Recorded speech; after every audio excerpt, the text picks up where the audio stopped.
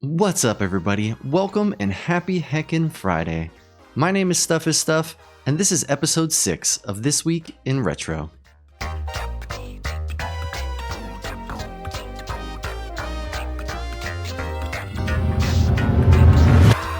This week brings you a new Sega event, NES World Record with new strats, Streamer Showcase, Ninja Races with a twist, and Salsa Shack's September event.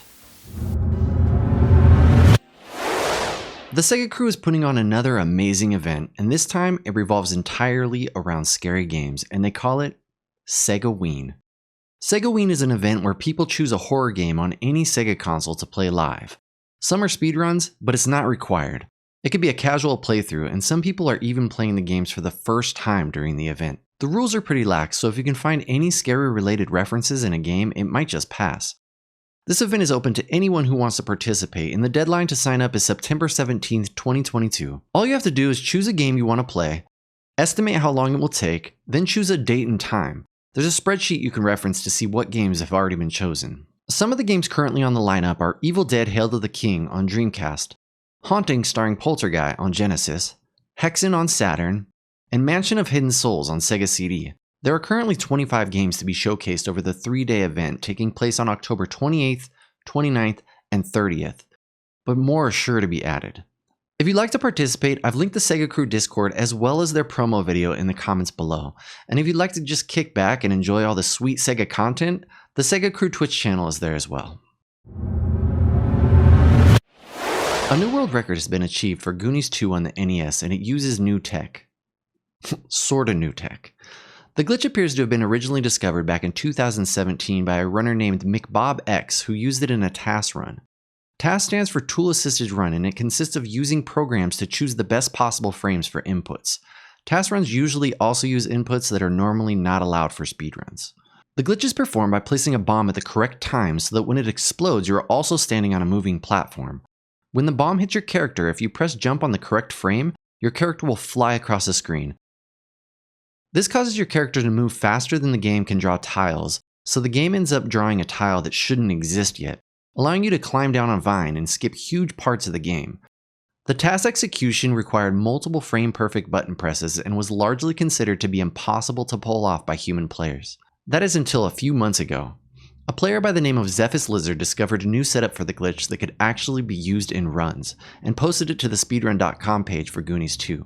This prompted a runner by the name of ProfessorRetro to reach out to Zephyr's to help learn to implement the skip. There was some trial and error combined with a spreadsheet provided by Zephyr's on how the skip works.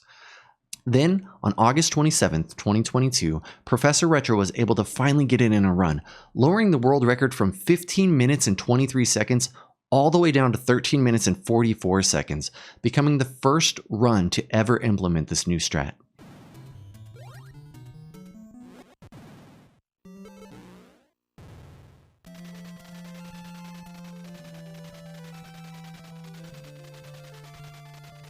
I can't believe it. We got it. This glitch allows for players to skip a bunch of screens that were required to get the 5th Goonie, one of those areas being a volcano section that would usually ruin runs. Just 2 days after getting the new world record, ProfessorRetro did it again. All right, we got 1322.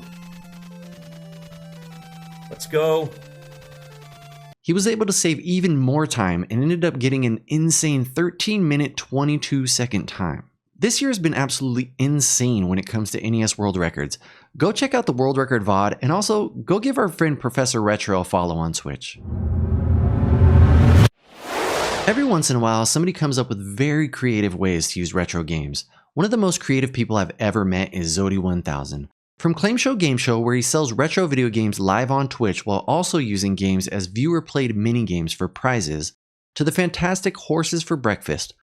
Horses for Breakfast started out as a morning stream, hence the name. Even though the time slot has changed, the name is still amazing and is stuck.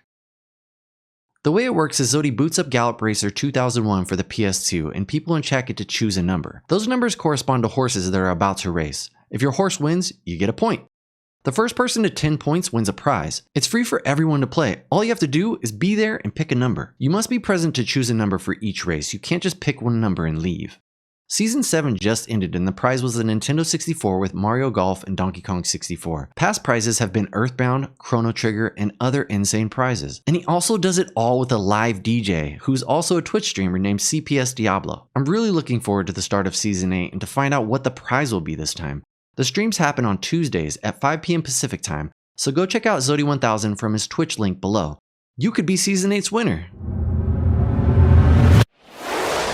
Ninja Gaiden is one of my favorite games of all time, and it's actually the first speedrun I ever learned. It's really fun to watch and the community is always doing really fun events around the game. The Record vs. Record event is no exception, and is going down Friday, September 2nd at 10 p.m. Eastern Time.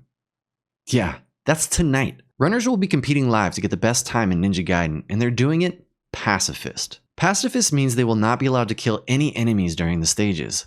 They're only allowed to kill bosses since those are required for progression. Everyone who is competing will have 2 hours to get their best possible time. The runners competing are Edo87, Knucklebuster, Beta X Complainer, Black Squall, Mr. Obvious, and Bumbledon.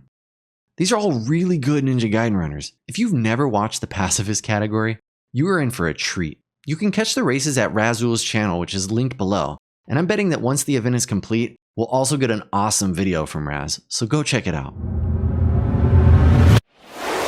Last but not least, we have another fun event from the Salsa Shack. With August coming to an end, it's time for September, and this month, it's all about fishing. The game to be played is Blue Marlin on the NES by Hot B. There are a couple different categories if you'd like to dip your toes into the fun. Those categories are any percent, Florida percent, and 100%. Any percent means you can use any and all strats to beat the game as fast as possible. Timer starts on first frame of fade out on Florida intro screen, and ends on fade in of the fin screen. Florida percent is just completing the Florida stage. Timer starts on first frame of fade out on Florida intro screen and ends on the password screen upon beating Florida. 100% is exactly what it sounds like. Do all the things. You have to finish the game with all player stats maxed out and an AA rating. Timer starts in the first frame of fade out on Florida intro screen and ends on fade in of fin screen. It also looks like they've set up a leaderboard to track the largest catches, and they're giving out cash prizes. All you have to do is link a VOD to show the catch. A Twitch user named Ness7or9 has created a guide to help new players, so here's your chance to start a brand new event from the Salsa Shack and win your very own badge in the channel. I've linked the guide in the Salsa Shack's Discord below. And that's it for this week. Thank you so much for hanging out with me. The one thing you can't get back is your time, so thank you for spending your time with me. Let's continue to spread love and positivity. My name is Stuff is Stuff, and this has been This Week in Retro.